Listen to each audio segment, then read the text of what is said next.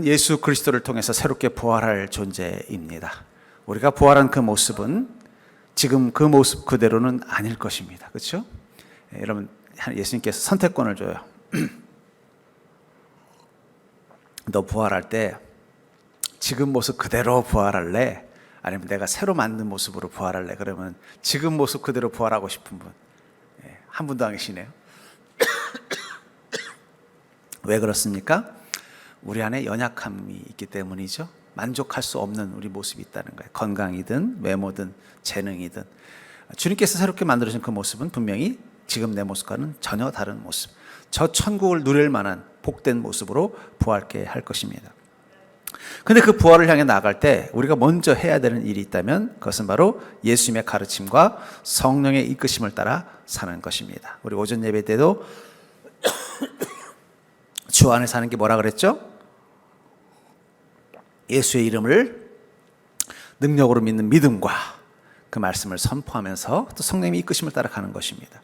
그래서 디도서 3장 5절에 보면은 우리를 구원하시되 우리가 행한 바 의로운 행위로 말미암지 아니하고 오직 그의 긍휼하심을 따라 중생의 씻음과 성령의 새롭게 하심으로 하셨나니 하면서 성령의 새롭게 하심으로 하신다 라고 말씀하고 있다는 것입니다.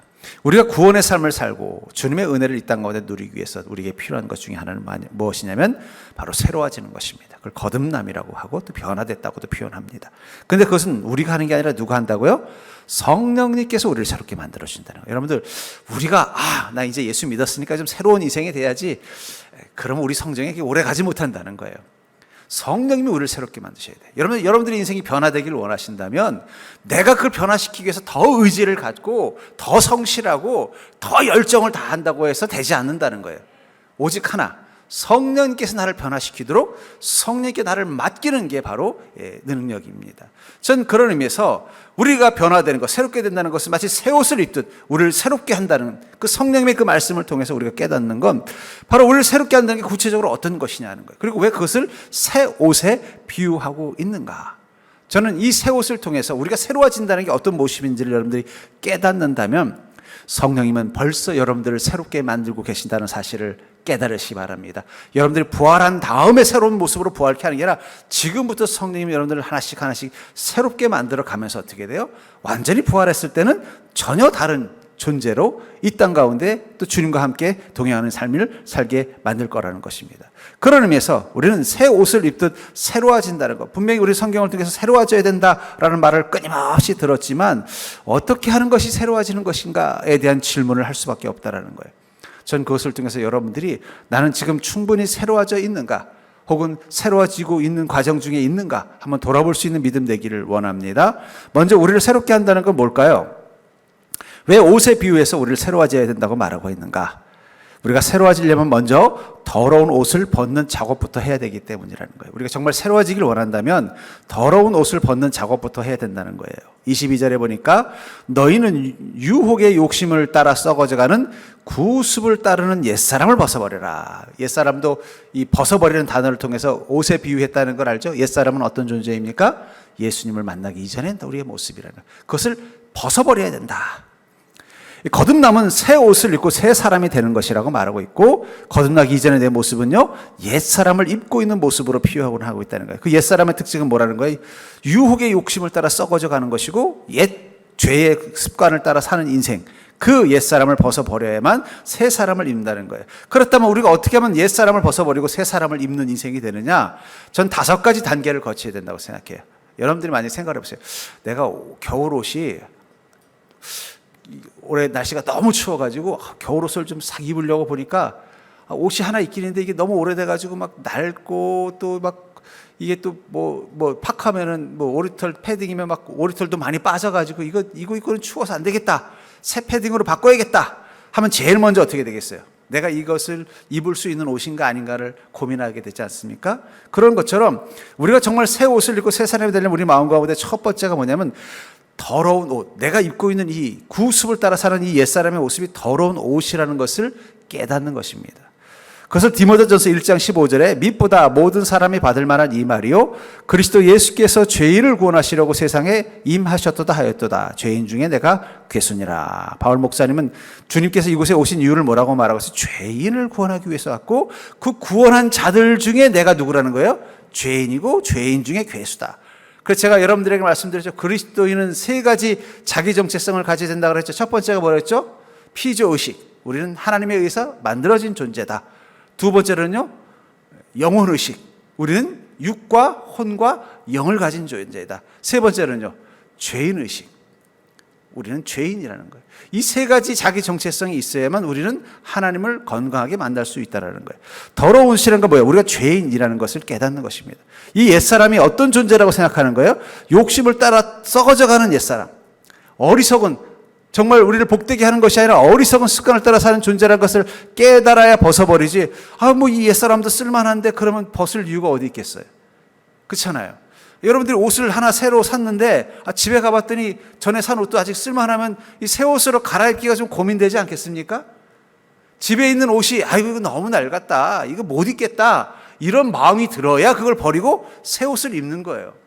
제가 이 청년 때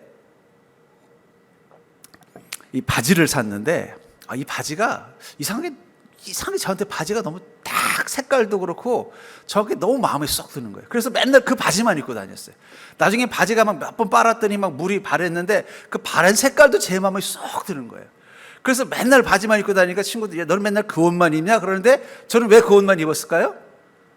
그게 너무 마음에 드는 거예요. 근데 이게 너무 오래 입었더니 바지 밑단이 이렇게 달아가지고 이렇게 다 포프라기가 생긴 거예요. 요즘 같이 못 입죠. 저는 왠지 그때는 그게 마음에 들었어요. 내가 그 옷이. 또 제가 지금 보기보다는 약간 털털한 스타일이기 때문에 그런 게 또 나름대로 멋이라고 이제 20대 때는 생각을 한 거예요. 친구들은 그렇게 낡은 옷을 왜 입어? 그런데 저는 마음에 드니까 아직 쓸만한데 왜 안 입어? 그리고 입었어요. 근데 어느 날 제가 그 옷을 과감하게 버렸습니다. 왜 버렸는지 아세요? 쭈그리고 앉았는데 묵 하더니 엉덩이가 촥 찢어버린 거예요.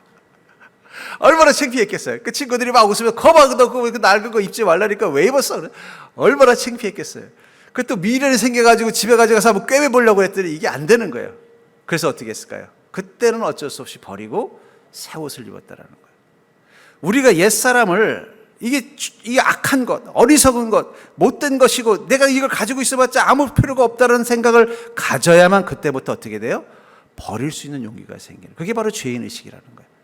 나 같은 죄인, 내가 감히 어떻게 주님 앞에서 구원과 은혜를 논할 수 있는 존재야. 내가 죄인 중에 개수라고 고백하는 마음이 있어야 비로소 어떻게 해야 돼요? 그 옛사람을 벗어버릴 용기가 생긴다는 거예요. 그 다음에 내가 죄인이라는 걸 깨닫고 나면 그 다음에는요. 그러면 이제 어떤 마음이 생겨요? 내가 이런 모습 가지고 계속 살아야 되나? 예수님을 만나서도 살아야 되나? 이 고민이 될 때부터 새 옷을 갈아입고 싶은 마음이 생기겠죠? 이제 이 옷 못 입겠다 했을 때 그때서야 어떻게 되는 거예요? 새 옷으로 갈아입고 싶은 마음이 생긴다는 거예요. 그것을 요한복음 3장 5절부터 3절부터 5절에 보면 예수께서 대답하여 이르시되 진실로 진실로 내게 이르노니 사람이 거듭나지 아니하면 하나님의 나라를 볼 수 없느니라. 니고데모가 이르되 사람이 늙으면 어떻게 날 수 있사옵나이까? 두 번째 모태에 들어갔다가 날 수 있사옵나이까? 예수께서 대답하시되 진실로 진실로 내게 이르노니 사람이 물과 성령으로 나지 아니하면 하나님 나라에 들어갈 수 없느니라. 이 니고데모는 관원이었습니다. 공회원 정도 되는 관원이었어요. 그러니까 자기 사회적 지위와 그 당시 때 유대 지도자들과 예수님 사이가 불편하니까 자기는 예수님을 만나기가 참 조심스러웠던 거예요. 그래서 자기 마음 가운데 무엇이 있어요? 예수님을 만나서 거듭나기를 원하는 마음이 있었다는 거예요. 그러니까 밤에 예수님을 몰래 찾아와서 주님, 제가 어떻게 하면 영생을 얻겠습니까? 어떻게 하면 거듭나겠습니까? 이 심각한 질문을 한 거예요. 그러다가 만약에 눈에 띄면 야 니고데모, 너 어젯밤에 그 예수라는 사람 찾아갔다며? 너는 우리가 그 사람 죽이려고 하는 거 몰랐어? 하면 자기가 많은 불이익을 당할 수 있음에도 불구하고 밤에라도 예수님을 찾아가고 싶을 수밖에 없었던 이유가 뭐예요? 거듭나고 싶은, 새 옷을 가르고 싶은 열망이 생긴 거예요. 만약에 제가 그 바지가 아직 쓸만해서 입고 다니는데 우연히 이 마켓을 지나가는데 바지가 하나 있는데 더 마음에 쏙 드는 바지가 보이는 거예요. 가격도 이 정도면은 딱 가격에서. 그래서 한번 입어봤더니 더 멋있는 거예요. 그럼 그다음부터 제가 어떤 마음이 생길까요? 이제 그만 벗어버리고 저걸로 갈아입을까? 그 전까지는 왜 어때 이거 마음에 드는데 했는데 더 마음에 드는 걸 보는 순간 어떤 마음이 생기는 거예요? 이걸로 갈아입어야 되나 고민이 생기는 것처럼 내가 이 어리석은 옛사람 가지고 사는 내 모습이 너무 부끄럽고 이게 죄인이라는 그 마음의 고통이 있는데 예수님을 통해서 새 옷으로 갈아입고 싶은 마음이 생기는 것. 바로 이 니고데모처럼 내가 거듭나고 싶다는 그 마음이 있어야만 어떻게 돼요? 주님 앞에 나올 수 있는 거예요. 그 단계를 거치고 나면 이제 갈아입을 새 옷을 준비해야 되겠죠? 그 새 옷은 무엇입니까? 요한복음 14장 6절에 예수께서 이르시되 내가 곧 길이요 진리요 생명이니 나로 말미암지 않고는 아버지께로 올 자가 없느니라. 바로 우리가 갈아입어야 될 그 새 옷은 예수 그리스도인 것입니다. 그 분을 새로 입어야만, 그래야만 우리가 거듭난 인생이 된다는 것. 이제 그 주님께서 바로 길과 진리요 생명인 것을 알게 되는 단계죠. 그게 바로 갈아입을 새 옷을 준비하는 것입니다. 그때보다 네 번째 단계는요, 새 옷을 입고 싶은 마음을 갖는 거죠.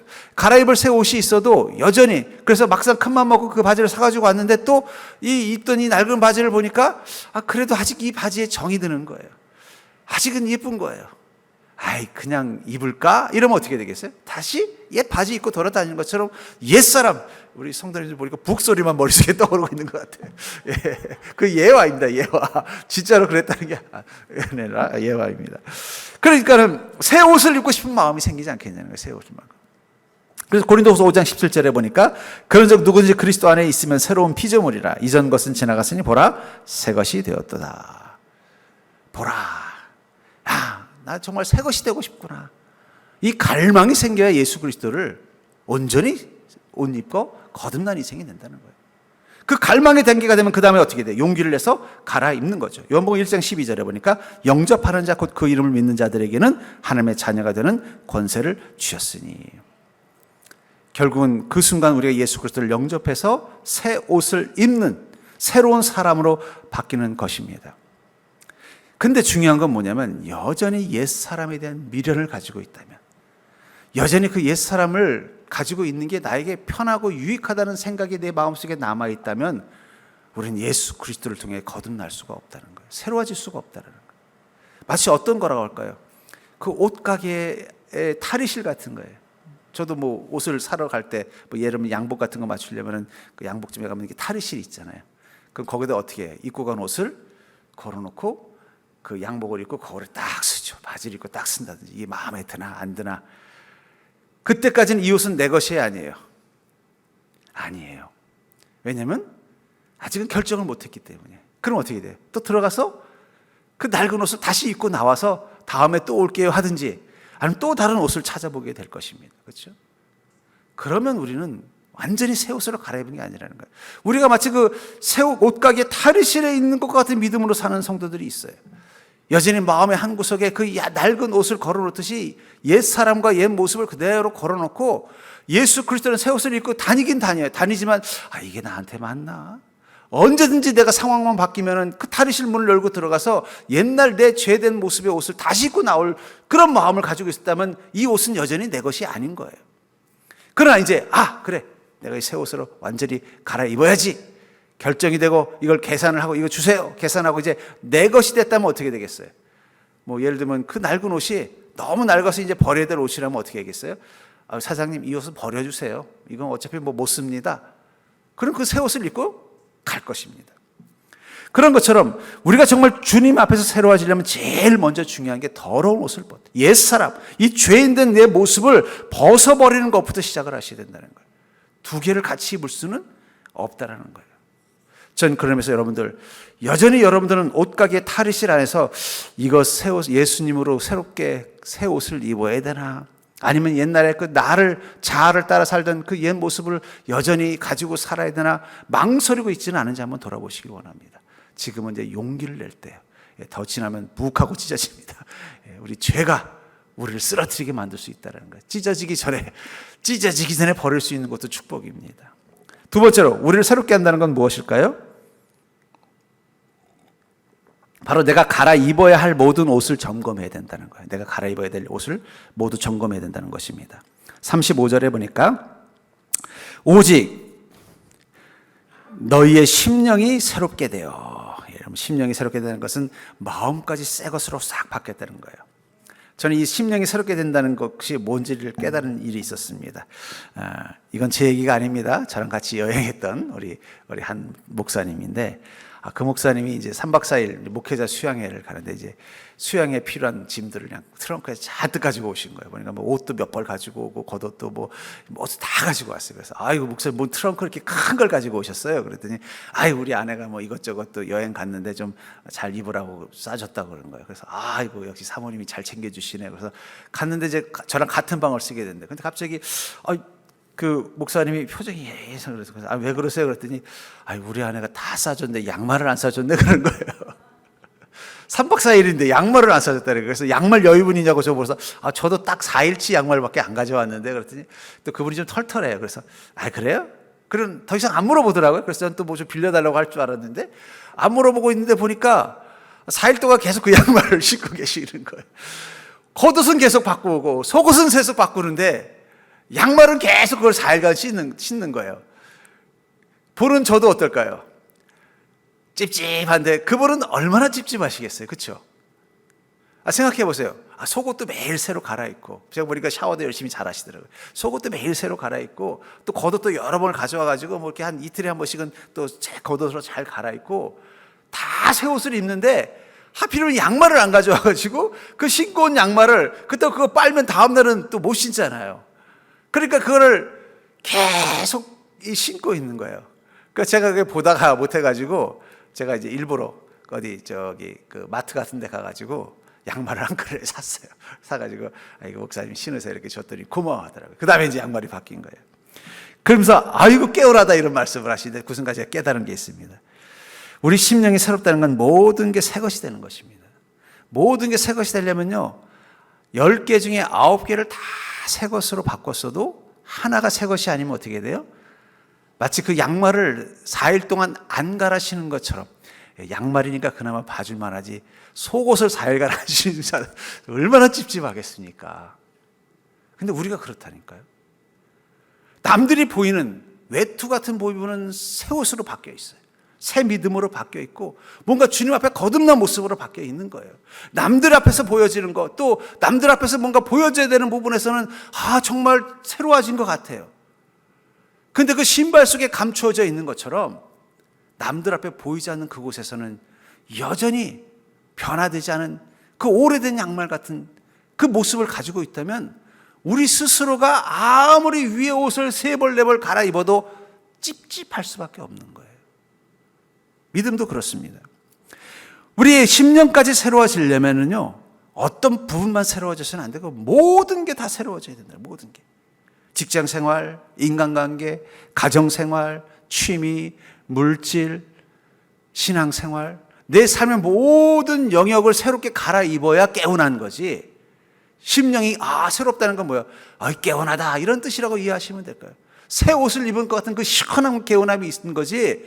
다 갈아입었는데 양말만 며칠째 신고 있거나 속옷만 며칠째 입고 있다면 아무리 다른 걸 매일매일 심지어는 하루에 2번씩 갈아입어도 여전히 나는 깨끗이 못한 불편함을 가지고 살 수밖에 없다라는 거예요. 그리고 실제로 거기서 어떻게 돼요? 스멀스멀 악취가 나는 거예요. 아니나 다를까 그 목사님이랑 3박 4일 방 쓰는데 괜히 느낌에 어서 발꼬락내가 나는 것 같은 거예요. 제가 오죽하면 양말을 사줬겠습니까? 본인은 안 그런 척하지만 왠지 어서 발꼬락내가 나는 것 같은 데가 너무 불편한 거예요. 내가 불편해서 사준 거예요. 우리가 그렇다는 거예요. 남들 앞에 보이지 않는 그 신발 속에 감추어지는 양발처럼 그 부분은 새로워지지 않는다면 아무리 남들 눈에 보이는 모든 것들은 다 새로워졌어도 내 심령 스스로가 뭐가 되는 거예요? 난 정말 거듭난 존재인가? 확신이 안 생기는 거예요. 그게 자꾸 내 마음 가운데 악취가 돼서 나타나는 것입니다. 그래서 빌립보서 3장 7절부터 9절에 보면은 그러나 무엇이든지 내게 유익하다는 것을 내가 그리스도를 위하여 다 해로 여길 뿐더러 또한 모든 것을 해로 여김은 내 주 그리스도 예수를 아는 지식이 가장 고상하기 때문이라. 내가 그를 위하여 모든 것을 잃어버리고 배설물로 여김은 그리스도를 얻고 그 안에서 발견되려 함이니 내가 가진 의는 율법에서 난 것이 아니오 오직 그리스도를 믿음으로 말미암은 것이니 곧 믿음으로 하나님께로부터 난 의라. 내게 유익하던 것까지도 뭘로 여긴다고요? 해로 여긴다는 거예요.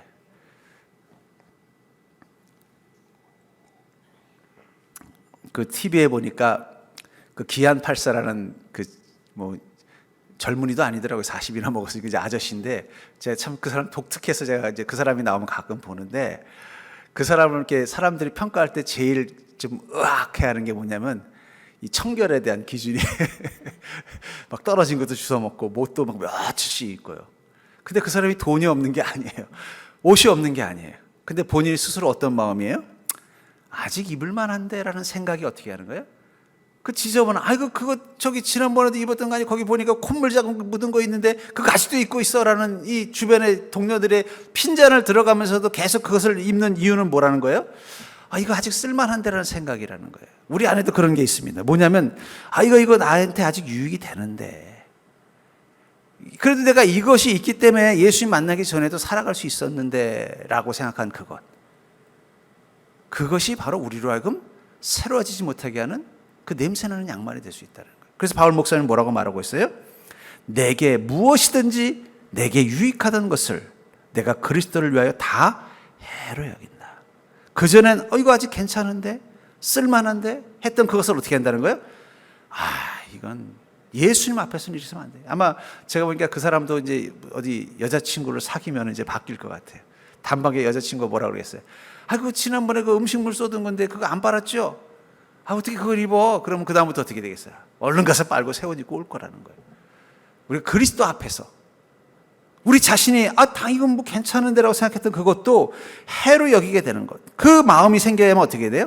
그것을 벗어버리고 새로워질 수 있다는 거예요. 심지어는 뭐라고 말해요? 그를 위하여 모든 것을 잃어버리고 배설물로 여긴다. 주님께서 원하지 않는 것은 다 배설물이야 라고 생각하는 마음. 여러분, 우리가 거듭난다는 것에서 가장 중요한 건 주님이 기뻐하지 않는 것은 원색적인 표현으로 치면 똥처럼 보는 게 바로 필요하다는 거예요. 똥처럼 표현. 그게 믿음이라는 거예요. 아, 이거 주님이 기뻐하시지 않는 일이라고 생각하면 뭐라 그러고요? 여러분, 똥을, 배설물을 아까워하시는 분 계십니까?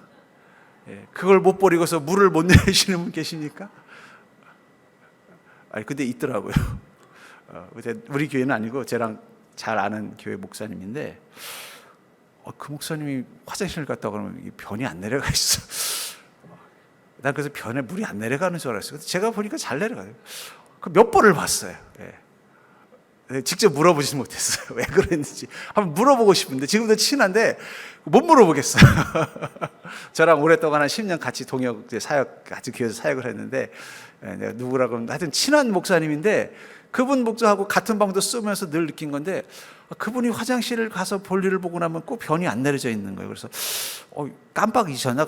몇 번 내려줬어요. 근데 계속 그러는 거예요. 그래서 왜 그러세요? 하고 물어보고 싶은데 무슨 답이 나올지 몰라서 내가 못 물어봤습니다만, 설마 그분이 똥이 아까워서 안 내리셨겠어요?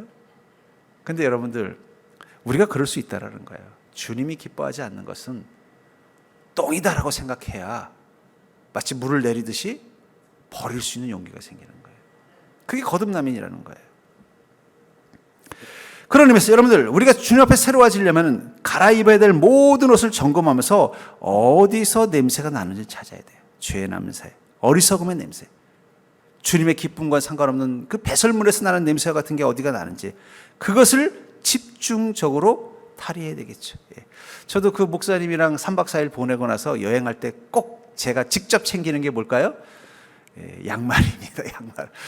양말은 꼭 제가 챙기게 됐어요. 왜냐하면 가장 실수하기 쉽거든요, 그거는.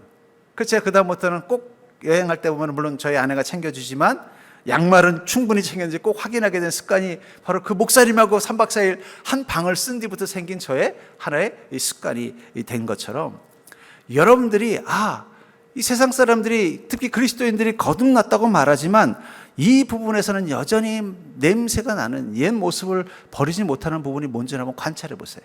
한번 옆 사람 보십시오. 어떤 부분인지. 혹시 뭘까? 아직, 옆 사람 보면 이 사람 아직 안 갈아시는 냄새나는 양말이 뭡니까? 분명히 있어요. 그렇죠? 사람들이, 그리스도인들이 다른 건 다 말씀과 믿음으로 잘 갈아입히는데, 이건 잘 안 갈아시는 거. 이것까지 내가 거듭나야 되나? 하는 부분이 있을 거라는 거예요.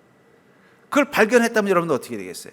나도 그럴 수 있다는 생각을 가지고 거기에 어떻게 돼요? 말씀과 믿음으로 도전하는 게 필요하다는 거예요.